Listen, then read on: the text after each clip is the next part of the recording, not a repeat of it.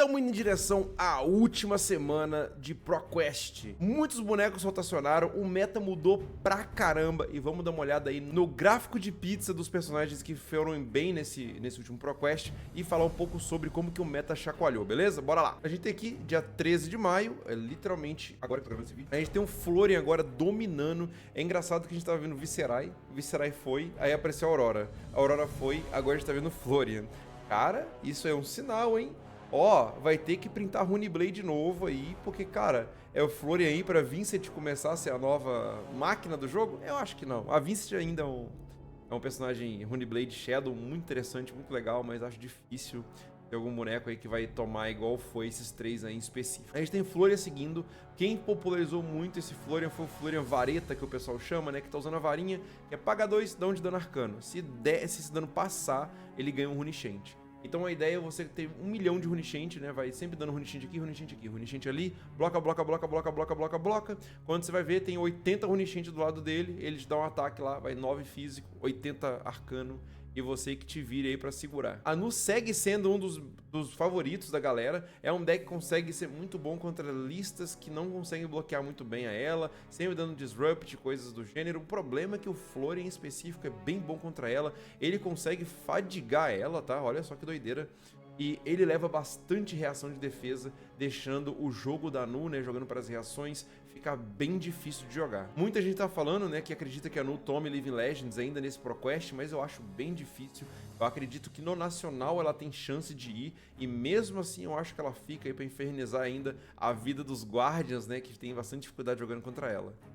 E logo em seguida vem um deck que me surpreendeu bastante, tá? Que é a Azalea. A Azalea tá vindo aí muito forte, consegue ter uma match aí quase que de igual contra a Florian, porque ela ameaça danos extremamente altos. Ela não liga quantas reações de defesa você tá levando no deck. Se não for um Stunt Response, ela não tá nem aí. Então vai vir aquele tapa de 15 dominado na cabeça do Florian, que vai ser bem difícil de conseguir segurar. E de novo, né? Ela vai te dar um ataque que você não vai conseguir bloquear. Para você ganhar, você tem que devolver a altura nela. O problema é que o Florian não consegue converter a mão tão bem assim nela, e isso deixa com que a match fique bem free para ela, sendo aí bem mais interessante o jogo. A match de Nu contra a Azalea também ela é interessante, porque se a Nu não conseguir dar um Disrupt na mão da Azalea, ela vai conseguir dar flechadas extremamente salgadas nela, que vai ser muito difícil de bloquear.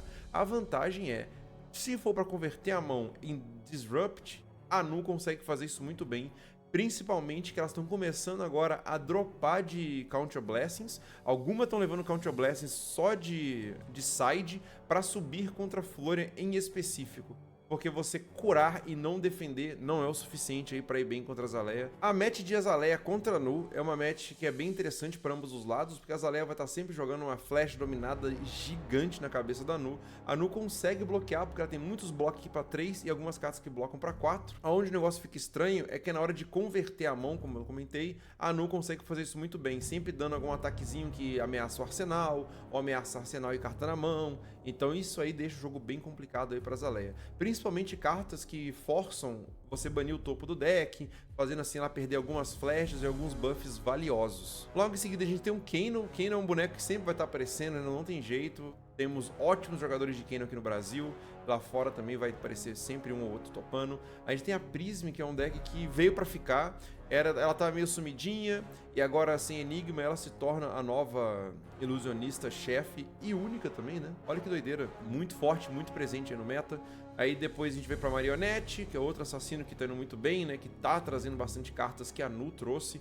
Então Mist veio, eu acho que foi foi a coleção que consolidou o assassino de vez no meta, porque as cartas dela são só boas demais. Nós temos a Dash original aparecendo aí no meta, até mesmo o Evandro, né? O tio... Quem conhece aí o tio de São Paulo, que sempre tá jogando aí de Dash, ele experimentou ela jogando na ProQuest da Epic, foi bem legal. É uma Dash que joga pra fazer, eu chamo de Dash Han Solo, né? Ela joga pra fazer a pistola dela ficar infinitamente poderosa, com Goagen batendo pra números imensos. Também aparecendo aí, né? Ela e a Azalea que estão assim, juntas de mão dada indo pro Living Legends, estão lá pros 900 pontos, bem perto de virar lenda. A Syndra também, desde que lançou em The Hunted, ela é um deck justo e forte. Sempre tá aí bem próximo de ser um deck Tier S, né? Não diria que ela é um Tier S, ela é sempre um Tier A, mas ela é um dos melhores do Tier A, bota fé? Depois tem o Sleep, que é um assassino que joga mais pra agro, que tá aparecendo muito bem também. Eu acho que atualmente a maior fraqueza dele é jogar contra a própria Nu. O rolê é, eu sinto que muita gente reclama falando, jogar de Sleep contra Nu é osso. O Sleep é esse carinha aqui, deixa eu botar o mouse em cima dele. Sleep. Eu preciso botar o mouse em cima dos bonecos, né, que eu tô falando, né? Foi mal, rapaziada. Eu vou fazer isso no próximo, beleza? Ele tem uma habilidade de que todo ataque que tem stealth no nome ganha Go Again. Ou seja, o meu e o do oponente. Todo não, né? O primeiro ataque com stealth a cada turno ganha Go Again. O que isso quer dizer? Quando a Nu atacar com a carta dela com stealth, vai ter Go Again também. E isso é um problema muito sério, porque você vai estar dando um texto novo, você vai dar uma habilidade extra pro seu oponente, que isso pode ser sim um problema. O rolê é, a Nu tá tão acostumada a jogar defensivamente e jogar para vários buffs, várias reações e apenas um ataque, que ela não consegue usufruir tão bem assim desse Go Again. É claro que é um texto extra, pode complicar e dar oportunidades que a Nu normalmente não tem, mas ainda assim não é uma coisa que ela consegue usufruir tão bem todo o turno. O deck não é preparado como se tivesse um Go Again toda rodada de graça. Então, fazendo assim o Sleep, isso é um deck muito melhor do que a gente estava esperando. Agora, depois, a gente tem o Zhao vindo aí como o melhor guardian, né, que performou nessa semana, tendo 3 vitórias de ProQuest. Eu, sinceramente, fico muito animado, porque o Zhao foi um dos bonecos, quando lançou, nossa, eu não parava de gritar, mano. Eu adorei ver o lançamento desse cara. O que me impede de jogar com ele são 3 Plow Under e 3 Felins. Algum pessoal tenta me animar, né? Falando, nossa, que então joga com ele, kkk. Dá pra jogar sem Felin, sem Plow. Aí eu jogo, não dá não. Eu que devo ser ruim, mano. Porque, sinceramente, muito feliz de ver ele aparecendo aí. Kayle logo em seguida, o armado e perigoso, também 3 vitórias. Kayle é um deck muito justo, né? Ele, normalmente, a gente quer fazer um turno com 4 cartas na mão. 4 cartas, normalmente, a gente consegue converter em 13 de dano, algo do gênero. E o Kayle consegue fazer com consistência em volta aí de 14 a 15 de dano toda a rodada, que é um número bem acima da média, bem perigoso. Então ele aplica, né, essa pressão aí constantemente até conseguir fechar o jogo eventualmente. Logo depois tem a Verdance, que é o combo de mago budget do Florian. Ela bloca tão bem quanto, joga pra um combinho safado, né, quando ela bota a rosa na mesa e consegue fazer muita maldade aí com cura e dano. Então é um deck aí que também joga bem legal. E logo em seguida vem os 3 Cavaleiros do Apocalipse, o Feng, a Ira e o Victor, que são 3 decks aí que estão prometendo bastante. O Feng aí, que é um dos guerreiros que consegue aplicar muita pressão e muito dano aí do nada. E eu já até comentei sobre que eu acredito que o Feng poderia ser um dos bonecos aí que podem ser o cara que vai levar o Living Legends pra guerreiro, né? Guerreiro é uma classe aí que não pegou aí no Living Legends. E o Feng, cara, sei lá, mano, eu achei que ele é bem completo.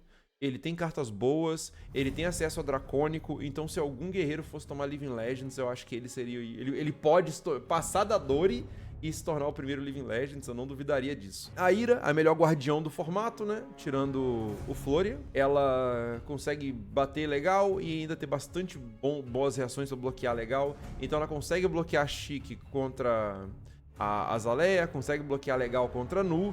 Só que quando a ideia é o Florian OTK, ela fica meio debilitada, né? Que ela não tem tanta ação bacana pra fazer, tirando bons Command & Conquers e bons Erase Faces, assim, bem timados. E também não consegue fazer tanto, assim, contra a Florian.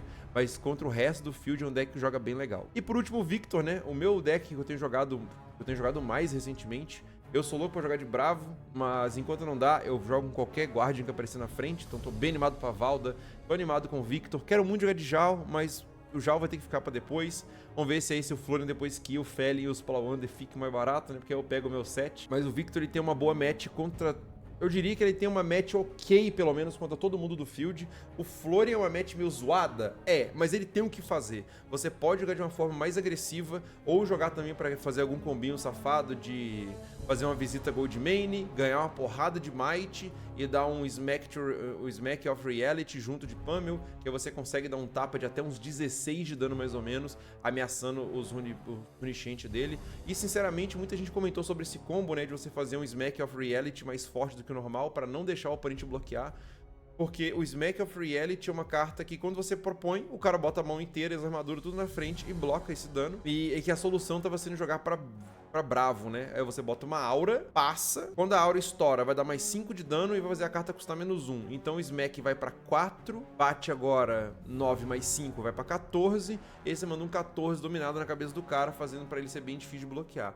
O problema é que na hora que você propõe a aura na mesa, ele vai olhar pra você e falar, tá, então eu vou te bater, uai. Aí ele vai lá e bate, quebra, ele vai quebrar meio que o combo no meio e já vai te dar um dano considerável, que com a mão inteira você vai com certeza tomar ainda bastante dano arcano e bastante dano físico. Então eu não sei se essa é a melhor estratégia. E dito isso, você jogando de uma forma mais agressiva e conseguir meter um pit stacking de smack, visita e dar um pummel, você consegue pegar muito mais o Florian num jump scare que ele não consiga lidar. Também temos o Imperial Seal, eu não sei exatamente o nome da carta, é um item de custo 0 que ele fica na mesa.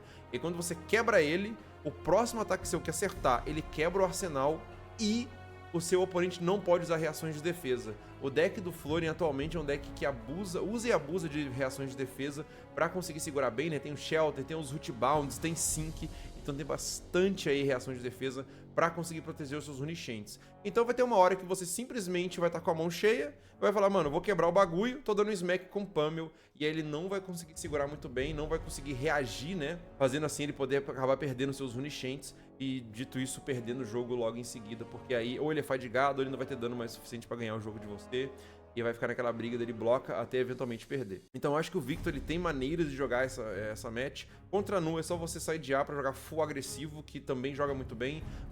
A Nu te ameaça numa carta que debilita. Você bloca com os clashes, ganha carta, ganha might, ganha um monte de token, compra carta, e aí você volta batendo com a mão inteira, né? Então você consegue aí bloquear 4 a 7 de dano e ainda voltar aí com uns 10, 12 de dano. É um negócio muito estranho. A conta do Victor, né, quando o oponente ele bate em você, é estranha. Então a Nu tem a vantagem de as suas cartas azuis serem muito grandes, mas você tem a vantagem de você não tá nem aí em tomar dano, você quer continuar batendo pra deixar na situação vulnerável, né? Eu, sinceramente, muita gente fala, contra a Nu, sideia, tira macho grande pra ela não tacar o macho grande em você, né? Porque ela pagar 0 e bater 8 dominado é estranho. Mas, sinceramente, com alguns testes que eu tenho feito, eu tenho preferido muito mais tomar um ataque meu de 8 de poder na minha cabeça do que tomar algum ataque que me debilitasse. Por exemplo, tomar um Disable dói muito mais do que tomar um Macho Grande. Porque se eu já tô ganhando no tempo, eu já tô ganhando muito mais em vida, sei lá, chega um momento que eu tenho 40 de vida ainda e a Nu tá com uns 16. Mano, ela tacar um Macho Grande na minha cara, eu faço assim, ó, show de bola. Agora, se ela tacar um Debilitate, forçando eu ter que bloquear o ataque, perdendo o arsenal, aí não é legal. No bueno. Então, atualmente, eu não tô ligando tanto assim de deixar o Macho Grande no main deck. E eu tô preferindo tirar até mesmo os meus ataques que debilitam. Porque eu tomar um Chokeslam e perder minhas visitas, eu tomar um Disable e perder o arsenal, é muito mais doído. E aí tem alguns deckzinhos ali embaixo, né? A gente teve um Bravo, uma Dash, uma Dori, um Fai, uma Kassai, Levia, Ocílio e Vincent. Então aí vários decks que estão lurkeando aí no meta, sempre de olho, que podem acabar subindo aí pra ascensão. Esse Bravo aí, sinceramente, eu queria ver ele ganhando mais do que só um pequeno na semana, né? Mas não vou reclamar, tá bom. Por último, queria só falar pra vocês, né, que a gente tá no hype aí de High Seas que tá pra chegar. Lembrando que já vai começar a ter revelações de cartas e tudo que estiver saindo aí de novidade, eu vou estar falando aqui no canal e eu sim contando mais histórias pra vocês sobre os ProQuests e as novidades, beleza? Então, um beijo no coração, a gente se vê no próximo vídeo, valeu e falou!